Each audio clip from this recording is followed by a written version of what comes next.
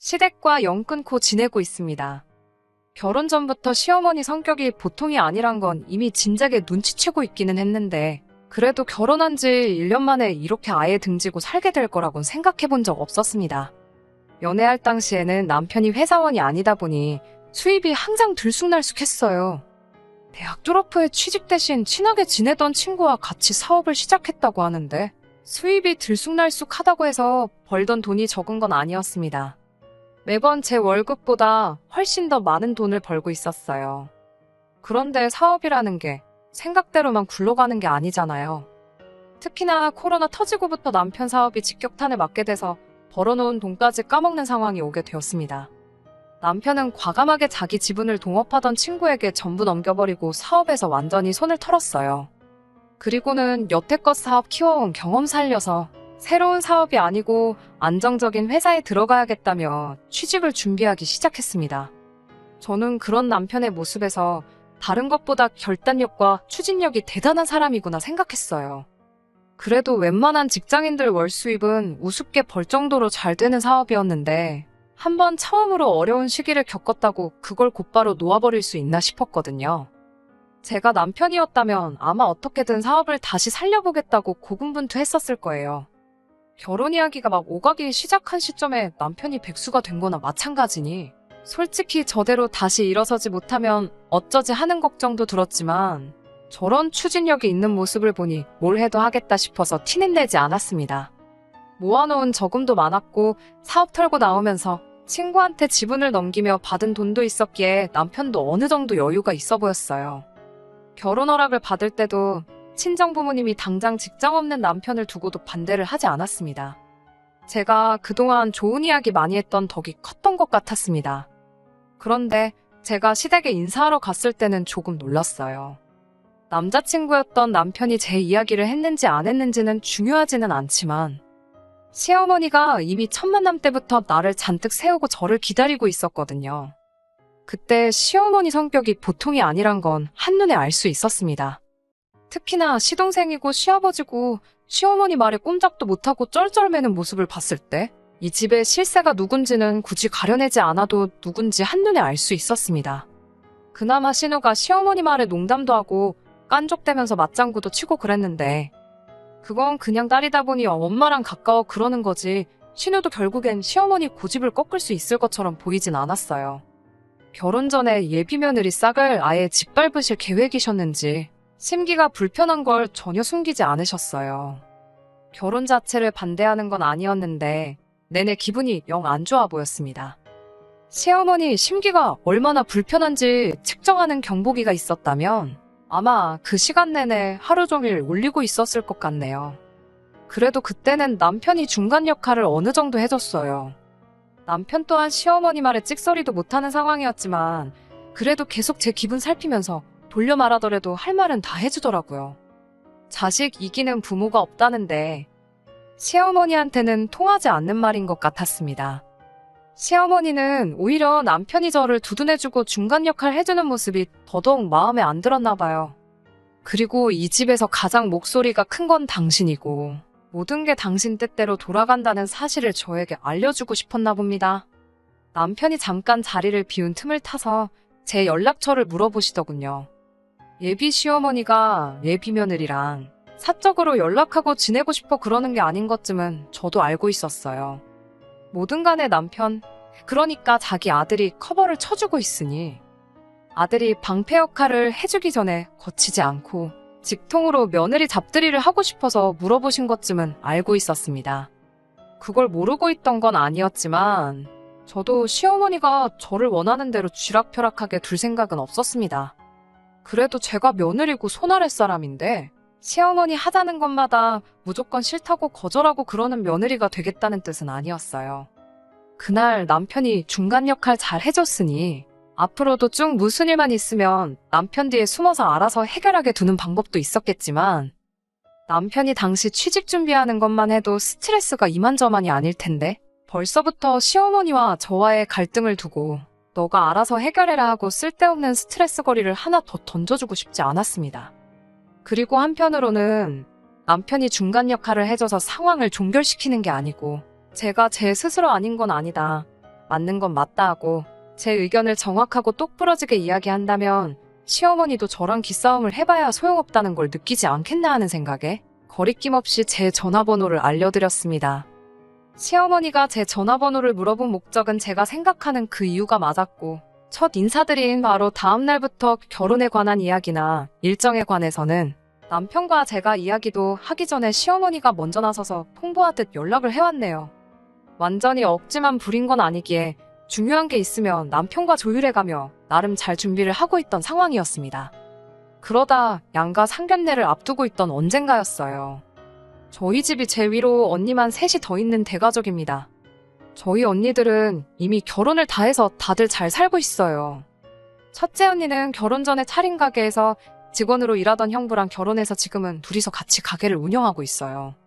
둘째 언니는 지방에 있는 대기업 취직하면서 취직 이후 쭉 거기서 지내고 있고요. 저희 막내 언니는 미국 시민권자인 형부 따라 결혼하면서 아예 미국으로 건너가서 살고 있습니다. 온 가족이 다 떨어져 살다 보니 명절에도 전부 얼굴 보기가 힘들 정도예요.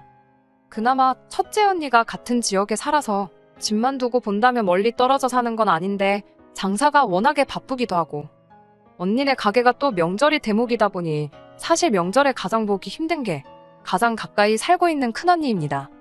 오히려 지방에 사는 둘째 언니를 더 자주 만나요. 해외에 살고 있는 막내 언니는 말할 것도 없지요. 그래도 영주권이 나오고부터는 이따금씩 치과 치료도 받고 한다고 휴가차 뜨문뜨문 한국에 왔었는데 코로나 시작되고부터는 그마저도 힘들어져서 그때부터 여지껏 전화통화 말고는 막내 언니는 만난 적도 없어요.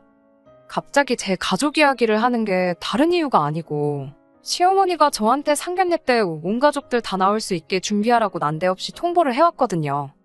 그것도 상견례 하기로 정해놓은 날짜를 딱 일주일 앞두고 말입니다. 시어머니가 말하는 온 가족이라는 건 저희 언니들은 물론이고 형부의 조카들까지 전부 다 포함해서예요. 상견례 때 다른 가족들이 참석할 수도 있지요. 저도 첫째 언니 결혼할 때 따라갔던 적이 있으니 그게 잘못된 거라고 말할 수는 없지만 다른 것보다 무조건적으로 전원 참석을 시키라는 말이 참 어이가 없었습니다. 큰언니네는 형부랑 같이 바쁘고 가게 문도 맘대로 닫을 수가 없으니 시간 빼기 힘들고 타 지역에 살고 있는 둘째 언니 또한 장거리 이동해야 하기 때문에 힘든 상황이지요. 해외에 사는 막내 언니는 당장 제 결혼식에 올 수나 있을지도 모르는 상황이었으니 뭐 말할 것도 없지요. 거기에 형부들하고 조카들까지 다 나와야 한다는 게 무슨 억지인가 싶었습니다. 시어머니 말은 앞으로 한 식구가 될 사람들이니 한 사람 한 사람 미리 어떤 사람들인지 직접 만나보고 판단해야겠다는 게 이유였어요. 거절은 가당치도 않은 거고 무조건 참석시키라고 계속 억지만 부리시는 거예요. 결혼식 때 되면 다 만날 사람들이고 솔직히 언니나 형부들이 제 시댁하고 얼굴 두고 지낼 일이 뭐가 있겠어요. 각자 결혼해서 잘 살고 있는 언니들인데 결혼식 때나 인사하면 되지. 미리미리 얼굴 도장 찍을 일이 뭐가 있나요? 어떤 사람들인지 미리 만나보고 싶은 거야 이해하려면 이해할 수 있다지만 안 나오는 사람 없이 강제적으로 다 참석시키라는 게 무슨 억지인가 싶었습니다. 무슨? 면접을 보는 것도 아니고 제 언니들의 형부들까지 직접 만나서 뭐 마음에 안 드는 부분이라도 있으면 결혼을 반대하시려 그러는 것도 아닐 텐데 말이에요. 그래서 더 길게 이야기할 것도 없이 그냥 딱 잘라서 안 된다고 했습니다. 애초에 네 자매 다 모이면 엄청 대가족이라 정신도 없을 거고 온 가족이 다 모여본 게 언제인지 모를 정도로 우리 가족들도 모이기 힘든 상황을 전했더니 시어머니가 상견례에 온 가족이 다 참석해야 하는 게 당연한 거 아니냐면서 길길이 날뛰는 겁니다. 시어머니 말을 그대로 빌려오자면 가족들이 전부 참석 안 하는 상견례는 상놈 집안 상견례나 다름이 없다는 거예요. 어디 지금 당신들 집안에 상놈 집안 상견례를 시킬 생각이냐며 뭐라고 하더라고요. 솔직히 조선시대의 상견례를 어떻게 했는지는 제가 모릅니다. 애초에 관심도 없고 앞으로 평생을 모르고 살아도 제 인생에 그 어떤 지장도 줄 것 같지가 않고요. 그래서 그냥 시어머니한테 아닌 건 아닌 거라고 대답하고 전화 끊어버렸습니다. 그리고 상견례 당일이 되었는데 시어머니는 기어이 온 가족을 다 이끌고 왔어요. 가족이래봐야 시부모님의 시동생과 신우가 전부인데 또 막상 신우는 같이 안 왔더라고요. 따로 출발하기로 되었었나 본데 약속 시간이 다 되어가도록 신우는 코빼기도 보이질 않았습니다. 시어머니도 점점 표정이 안 좋아져서는 시동생한테 네 누나한테 전화해봐라 계속 다그치고 있었어요. 예약 시간이 거의 다 되어서 입장을 하려는데도 시어머니는 신우가 곧 도착할 거라고 밖에서 신우 올 때까지 한 발자국도 안 움직일 것처럼 보이더라고요. 기어이 신우는 예약 시간이 될 때까지 나타나지 않았고 포기하고 입장하려던 찰나에 남편이건 전화를 신우가 받게 되었습니다. 신우는 그게 스피커폰인지도 모르고 자기가 전날에 술을 너무 마셔서 아침부터 숙취가 너무 심해 못 나갈 것 같다고 엄마한테는 잘 좀 둘러대달라며 전화를 끊는데 그 통화 내용을 모두가 들었다 보니 빼도 박도 못할 상황이었어요. 그 와중에 시동생도 신우가 안 나온다는 사실을 알더니 자기도 오기 싫었는데 억지로 끌려온 거라며 누나도 없는데 자기도 없어도 되는 거 아니냐고 쑥 자리에서 빠지더군요. 그래서 신우와 시동생 덕분에 시댁도 시어머니가 말하는 상놈집안 상견례를 하게 되었습니다. 아무도 뭐라고 하지 않았는데 시어머니가 혼자 찔리는 게 있었는지 사람 많아봐야 정신만 없지 않겠냐면서 아무렇지 않은 척을 하더라고요. 그 전날 술을 퍼마신 신우한테 다 고맙더라고요. 아무튼 상견례는 별 탈 없이 진행이 되었습니다. 결혼 준비도 착착 진행되고 있던 상황이었고요. 상견례 이후로 시어머니도 많이 잠잠해졌었기에 저도 제가 똑부러지게 행동한 게 도움이 되는구나 생각하고 있던 차였습니다. 그러다 결혼식 몇 주 앞두고 시어머니한테서 카톡을 하나 받게 되었습니다. 이런저런 음식들 이름을 계속 나열하더니 이 중에서 제가 할 수 있는 음식이 뭐냐고 묻더라고요. 저는 처음에 이게 남편이 좋아하는 음식들이고 결혼하기 전에 저한테 가르쳐주고 싶어서 그러시나 했어요. 요리에 취미가 있는 건 아니었지만 큰언니처럼 친정어머니 손재주를 닮아서 그런지 인터넷에서 레시피 대충 보면서 따라해도 맛은 대충 내거든요. 막 자신 있는 요리는 없었지만 못할 것도 없겠다 싶어서 다 할 수 있을 것 같다고 답장을 했어요.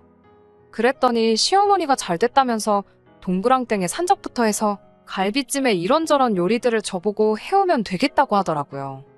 해오면 된다는 말이 무슨 뜻이냐 물으니 생각지도 못한 곳에 필요한 요리였더라고요. 시어머니의 돌아가신 친정어머니, 그러니까 저한테는 얼굴 한번 뵌 적 없는 시외저모님이시죠. 아무튼 시외저모님 제사가 있는데 그날 상에 올릴 음식들이라고 하는 겁니다. 그리고 시어머니가 울픈 갈비찜이며 뭐 그런 것들이 저보고 책임지고 해오라는 소리였고요. 시외가 제사 음식을 저보고 미리 집에서 준비해오라는 것도 어이가 없었는데 그것보다 더 어이가 없던 건 그때는 아직 결혼식을 몇 주나 앞두고 있던 상황이었던 거예요. 아니, 며느리가 되어 있는 상태라도 안 했을 건데 예비 며느리한테 시외가 제사 음식까지 준비시키는 건 무슨 신보인가 싶더라고요. 제가 아직 며느리도 아닌데 시외가 제사 음식까지 해와야 하느냐고 물었더니 결혼식 날짜 잡았으니 며느리나 다름없는 거 아니겠냐고. 음식 맛깔나게 해오면 미리미리 시외가 어른들한테 점수도 딸 수 있고 그러면 남편도 친척들 앞에서 기가 살지 않겠냐고 하더라고요. 그때 저도 포기했던 것 같습니다. 남편이 결혼 전에는 꼭 취직하겠다고 열심히 준비하는 것 같아서 최대한 스트레스 받을 일 없게 하고 싶었던 터라 시어머니와 있던 일들에 대해서는 따로 이야기한 것도 없고 티도 내지 않았었는데 결국에는 남편이 중간 역할을 해줘야 끝나겠다는 생각이 들더라고요. 그래서 시어머니한테 제가 결혼 전에 시외가 제사 음식을 해가면 그 자리에서 남편이 정말 기가 살겠냐고 먼저 물어보겠다고 했어요. 제가 꾸역꾸역 그 음식을 해갔는데 남편 기가 안 살면 제가 해갈 필요도 없는 거 아니겠냐고요. 그랬더니 시어머니가 그걸 왜 내 아들한테 말하느냐고 말하지 말라고 하더라고요. 안 그래도 직장 알아본다고 정신없는 애한테 그런 걸 물어보냐길래 어머님 말대로면 제가 남편 기 살려주는 일인데 좋아하지 않겠냐? 그럼 그만큼 의욕도 샘솟지 않겠냐고 했더니 시어머니 아무 말도 없다가 그냥 전화를 끊어버리시대요.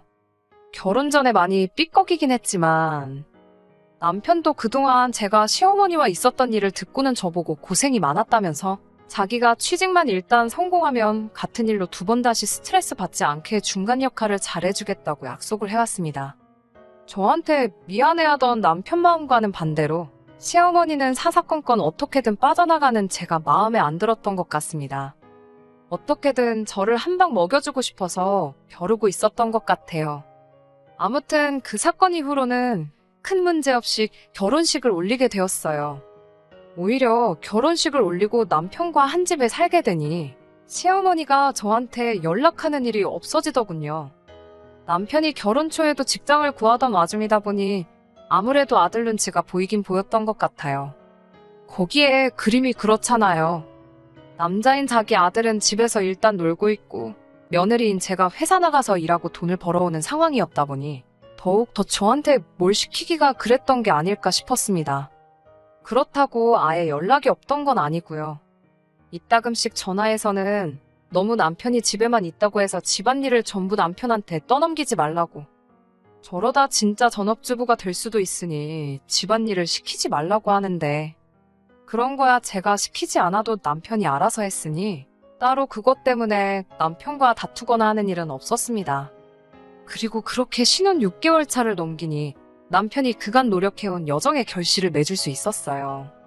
게다가 남편이 사업을 운영했던 기간까지 전부 다 경력으로 쳐줘서 여태껏 회사 생활을 했던 적이 한 번도 없는 남편이었는데도 높은 연봉의 관리직 자리로 취직을 하게 되었습니다. 다만 그건 그거대로 부작용이 있긴 했어요. 아무래도 밑에서부터 올라온 경력이 아니다 보니 팀원들한테 신뢰를 얻지 못한 상황이었던 것 같더라고요. 경력을 인정받았다지만 실무 경력이 있는 것도 아니었고요. 그렇다 보니 남편이 모자란 경력을 채우겠다며 매일같이 야근을 하고 그랬습니다. 어쩔 때는 퇴근도 안 하고 회사에서 하루를 꼬박 세우는 일도 있었어요. 그 연장선이나 마찬가지일 수 있는데 남편이 추석 명절 연휴 기간 내내 회사에 나가봐야겠다고 말을 전해왔어요. 결혼 후 맞는 첫 명절이기도 해서 기어이 출근을 하겠다는 남편이 조금 원망스럽기도 했지만 오죽하면 저러겠나 싶어서 이해하기로 했습니다. 그런데 문득 생각해보니 남편이 없는데 시댁에 가야 하는 건가 싶더라고요. 연휴 내내 남편도 회사에서 숙식을 할 계획이었기에 저도 내내 집에 혼자 있어야 하는 상황이었거든요. 어차피 그럴 바에 친정에 가서 쉬다 오면 좋겠다 싶었어요. 그리고 시어머니한테 미리 전화를 했어요. 상황이 이러이러하니 명절 당일 새벽에 저 혼자라도 가서 찾아뵙겠다고요. 그리고 명절 음식 같은 거 해야 할 거 있으면 같이 도와드리겠다 했어요. 저녁에 다시 친정에 와서 남은 연휴는 친정에서 보내겠다 말했고요. 제 말 끝나기가 무섭게 시어머니가 저보고 남편이 명절에 뼈 빠져라 이라는데 마누라가 돼서는 친정 가서 놀고 먹을 생각밖에 없냐면서 제정신이냐며 뭐라 하는 거예요. 아니 솔직히 제 입장에서는 번거롭게 2번 움직일 바에 명절 연휴 시작하자마자 시댁에 얼굴 도장만 찍고 친정에서 푹 쉬다 오는 방법도 있었는데 괜히 흠잡히겠다는 생각도 있긴 했지만 그래도 당연히 할 도리는 해야겠어서 명절 당일에는 시댁에서 일거리도 돕고 하려던 계획이었는데 속 깊은 며느리 칭찬까지 바란 건 아니지만 제정신이 아니냐, 마누라가 돼서 놀 생각밖에 없냐고 한 소리 들으니 어이가 없더라고요. 친정 가서 탱자탱자 놀 생각하지 말고 연휴 시작하기 무섭게 시외가 큰 집에 가서 제사 준비나 도우라는 겁니다. 심지어 시어머니는 시댁 제사가 있으니 저 혼자 시외가 큰 집에 가서 제사 준비를 도우라는 소리였어요. 그리고 명절 당일 새벽에는 시댁에 와서 시어머니를 도와 시댁 제사 준비를 하라고요. 세상에 그놈의 시외가 제사를 자꾸 저보고 챙기라는지 싶어서 저도 그냥 내질러 버렸네요. 남편이 명절에도 출근해서 뼈 빠지게 일하는 거 아는데 그렇게 일한 지 얼마나 됐다고 그러시냐고. 그동안 저 혼자 뼈 빠지게 외벌이 하면서 집안 먹여 살렸던 거 기억 안 나시냐 했죠. 결혼하고도 6개월을 저 혼자 돈 벌어오고 그랬는데 남편은 집에서 펑펑 놀고만 있었으니 남편이 취직 준비한 6개월, 180일만큼은 나도 남의 집 조상님 밥 준비해줄 바에야 그냥 나 혼자 편히 쉬겠다고 받아쳐버렸습니다. 그랬더니 시어머니가 저보고 말하는 꼬라지 좀 보라면서 아주 맹랑한 걸 며느리로 들였다며 소리를 치시더군요. 결혼했으면 출가회인이라는 소리도 못 들어봤냐고. 그렇게 친정이 좋으면 평생 친정에 붙어서 살라고. 앞으로 시댁 식구들 보고 지낼 생각은 꿈도 꾸지 말라고 하시더군요. 한번 이렇게 내질러버린 김에 그동안 쌓였던 거 다 풀어버리려고 더 싸울 생각이었는데 시어머니 그 발언에 엥 소리가 절로 나더라고요. 듣고 보니 저한테 나쁠 게 하나도 없는 말이었으니까요. 앞으로 시댁 안 가게 되는 게 뭐가 무섭다고 거기서 제가 꼬리를 내리겠어요. 좋으면 좋았지 싶어서 그 길로 바로 시어머니한테 알겠습니다 말하고 어머님 뜻대로 저는 앞으로 친정에만 가고 시댁에는 발길을 끊겠다고 바로 대답해드렸어요.